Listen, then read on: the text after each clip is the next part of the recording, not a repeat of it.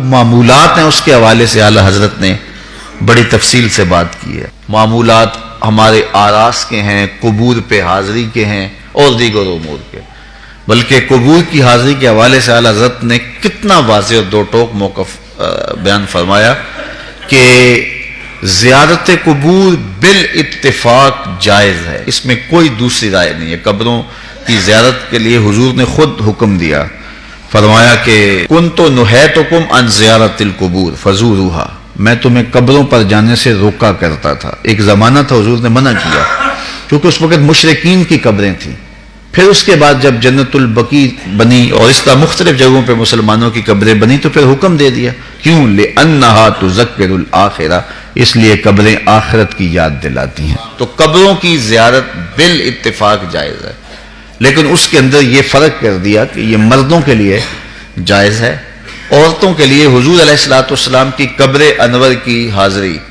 حضور کی شفاعت کا سبب اور ذریعہ ہے۔ اس کے علاوہ حضور علیہ السلام کا فرمان ہے لعن رسول اللہ زوارات القبور، قبروں پر جانے والی عورتوں پہ رسول اللہ نے لعنت کی ہے۔ اور اس پر علماء نے لکھا ہے کہ جو فزوروہا کی اجازت ہے، کیا اس میں عورتیں شامل ہیں یا نہیں شامل؟ تو ایک کثیر طبقہ کہتا ہے کہ عورتیں شامل نہیں ہیں، اور جو ان کو شامل مانتا ہے اس کو بھی شرائط سے مانتا ہے۔ ایک تو محرم کے ساتھ جائیں، دوسرا وہاں اختلاط مرد و زن نہ ہو، اور تیسری شرط یہ ہے کہ عورتیں جزا فضا نہ کریں، واویلا نہ کریں، جس طرح عورتوں کے اندر جو ہے وہ صبر کی کمی ہوتی ہے مردوں کی نسبت۔ تو اگر ان شرائط کو پورا کیا جاتا ہے تو پھر جو ہے وہ مخصوص جگہوں پہ عورتوں کا چلے جانا قبروں میں جائز ہوگا، اس طرح والد کی قبر پہ جا رہی ہیں، والدہ کی قبر پہ جا رہی ہیں، لیکن ان شرائط کے ساتھ۔ لیکن بعض نے کہا کہ نہیں، مطلق نفی ہے، لیکن جنہوں نے جواز قرار دیا انہوں نے بھی ان 4-5 شرائط کے ساتھ جو ہے وہ جواز قرار دیا۔ باقی جو اختلاط مرد و زن جہاں ہوتا ہے اور محرم کے بغیر خواتین جاتی ہیں، جس طرح کہ ہمارے ہاں مروج ہے، اور یہاں بسوں کی بسیں بھر کر کے مختلف درباروں پر مزارات پہ جا رہی ہیں، اعلیٰ حضرت سے پوچھا گیا جائز ہے یہ نہیں جائز، فرمانے لگے مجھ سے یہ پوچھتے ہو جائز ہے، مجھ سے یہ پوچھو ان پہ لعنتیں کتنی برستی ہیں۔ فرمایا جب وہ گھر سے نکلتی ہیں تو ان پر لعنتیں برسنا شروع ہو جاتی ہیں، اور تم اس کو مجھ سے جواز کا فتویٰ مانگ رہے ہو۔ تو اب دیکھیے کہ یہ ہمارے معاشرے میں ہے کہ نہیں ہے، اور اس کو کیوں نہیں روکتے؟ اس لیے کہ وہ کہتے ہیں اگر عورتیں نہیں آئے گی تو بابے کا گلہ کون بھرے گا، اس لیے کہ پیسے تو عورتیں ڈالتی ہیں، اس لیے وہ کہتے ہیں کہ ٹھیک ہے، اور اس کے لیے آنکھیں موند لیتے ہیں، بند کر لیتے ہیں۔ ضرورت ہے کہ عورتوں کو مزارات پہ حاضر ہونے سے منع کیا جائے، وہ گھر کے اندر رہیں، اور اگر وہ جانا چاہتی ہیں تو یہ شرائط ہیں جو ہمارے علماء نے دی، اور ان شرائط پر پورا اترنا اتنا آسان نہیں ہے۔ اسی طرح اللہ نے فرمایا کہ جو ہے وہ زیارت قبور بالاتفاق جائز ہے، عورتوں کی جو بات ہے وہ آپ نے بیان فرما دی۔ دوسری بات فرمائی سجدہ قبور اور طواف قبور بالاتفاق حرام ہے، اس میں کوئی دوسری رائے نہیں ہے۔ قبروں کو سجدہ کرنا اور قبروں کا طواف کرنا بالاتفاق حرام ہے، اس میں کسی کا کوئی اختلافی نوٹ نہیں ہے کسی بھی عالم کا۔ اور تیسری چیز فرمایا کہ بوسہ قبور اس میں اختلاف ہے، مختلف ہی ہے، لیکن احوط یہ ہے، احتیاط اسی میں ہے کہ نہ دیا جائے۔ یعنی قبروں کے بوسے کے بارے میں کچھ علماء قائل ہیں، کچھ علماء نہیں قائل، لیکن اعلیٰ حضرت فرماتے ہیں کہ دور موجود میں یہ ہے کہ احتیاط اسی میں ہے کہ بوسے قبور نہ دیا جائے، لیکن فرمایا کہ اس کے باوجود بھی کچھ لوگوں کی خاص کیفیت ہوتی ہے، تو وہ مناسب حال ہوتا ہے تو فتویٰ اس حال کے مطابق ہوگا۔ اور اس کی دلیل جنہوں نے قبروں کو چومنے کی دلیل لی ہے انہوں نے حضرت ابو ایوب انصاری اور حضرت بلال بن رباح رضی اللہ تعالیٰ عنہ کا عمل لیا ہے۔ حضرت ابو ایوب انصاری حضور کے روضے پہ، حضور کی قبر پہ ایسے بازو پھیلا کے جو ہے وہ بوسے کر رہے تھے کہ مروان آیا تو اس نے دیکھا اور اس نے پوچھا کون ہے، اور اس کے لہجے میں کڑک تھی اور انداز یہ تھا کہ یہ کیا کر رہے ہو؟ تو جو شخص اس طرح قبر پہ لیٹا ہوا تھا اس نے سر اٹھایا، فائزہ ہوا شیخ ابو ایوب انصاری۔ تو سر اٹھانے والے حضرت ابو ایوب انصاری صحابی رسول تھے، تو مروان کی آنکھوں میں آنکھیں ڈال کے کہنے لگے میں کسی پتھر کو نہیں پوج رہا، اپنے آقا کی قبر کو چوم رہا۔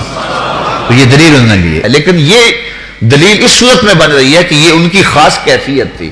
تو اگر باپ کی قبر پہ، ماں کی قبر پہ بندہ جاتا ہے اور اس طرح بے خودی کی کیفیت ہو جاتی ہے تو وہاں اگر چوم لے تو حرج نہیں ہوگا، لیکن عمومی طور پہ اعلیٰ حضرت نے جو موقف دیا ہے کہ وہ مزارات پہ جائیں تو احوط یہ ہے کہ بوسہ نہ دیا جائے، چونکہ بوسہ دینے کے لیے آپ کو نیچے جھکنا پڑے گا، اور آپ بوسہ دے رہے ہوں گے تو کسی کو یہ گمان ہو سکتا ہے کہ یہ سجدہ کر رہا ہے، لہٰذا کسی کو بدگمانی سے بھی بچانا لازم اور ضروری ہے۔ اس لیے فرمایا احتیاط اسی میں ہے کہ قبروں کو بوسہ نہ دیا جائے اور احتیاط کی جائے۔ دنیا کے اوپر جتنے بھی لباس پہنے جاتے ہیں ان کو کئی جیبیں لگی ہوتی ہیں، شلوار قمیض ہو یا پینٹ شرٹ ہو تو کئی جیبیں لگی ہوتی ہیں، صرف ایک لباس ہے جس پر جیب کوئی نہیں، اور وہ کفن ہے۔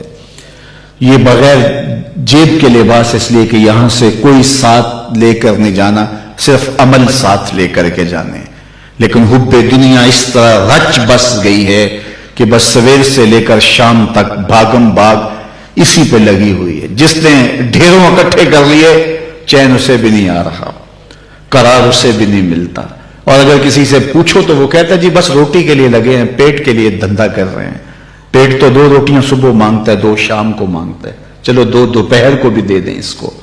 یہ اتنا کچھ کیوں ہو رہا ہے؟ یہ حب الدنیا و کراہیت الموت، یہ دنیا کی محبت، اور حب الدنیا راس و کل خطیہ، ہر گناہ کی جڑ دنیا کی محبت ہے۔ آقا کریم نے فرمایا مجھے اس بات کا کوئی ڈر نہیں ہے کہ میرے بعد تم شرک میں مبتلا ہو جاؤ گے، بت نہیں پوجو گے، تم شرک میں مبتلا نہیں ہوگے، مجھے اس بات کا ڈر ہے کہ میرے بعد تم دنیا دار ہو جاؤ گے۔ دنیا میٹھا خواب ہے، اور اس دنیا کے اوپر ہم آئے ہیں چند دن کے لیے، لیکن لگتا ہے کہ یہاں سے ہم نے جانا ہی نہیں ہے۔ سامان 100 برس کا، پل کی خبر نہیں، تھوڑا سا وقت ہے، اس وقت کی حفاظت کیجئے، اس کو یاد الہی میں گزاریے۔ آج موقع ہے، توبہ کا دروازہ کھلا ہے، کل یہ دروازہ بند ہو جائے گا، اس وقت کے پچھتاوے سے کوئی فائدہ نہیں ہوگا۔ آج کا پچھتاوا کل کی بہتری کی ضمانت ہے۔ وقت پر کافی ہے قطرہ بھی آب خوش ہنگام کا، جل گیا جب کھیت برسا می تو پھر کس کام کا۔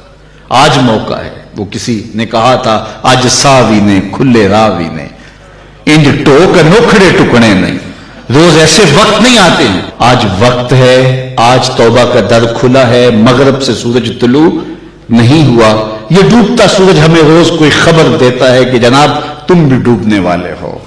یہ سڑکوں کے کناروں پہ بھی قبرستان دکھائی دیتے ہیں، اور آبادیوں کے اندر بھی یہ ہمیں بتاتے ہیں کہ تم مٹی کا رزق بننے والے ہو۔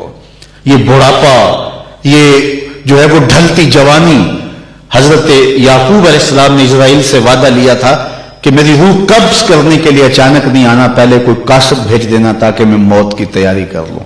حضرت اسرائیل نے وعدہ کر لیا کہ میں آپ کو پہلے ضرور بتاؤں گا۔ ایک عرصہ گزرا تو حضرت اسرائیل حاضر خدمت ہوئے، پوچھا کدھر آئے ہو؟ کہا قبض روح کے لیے آیا ہوں۔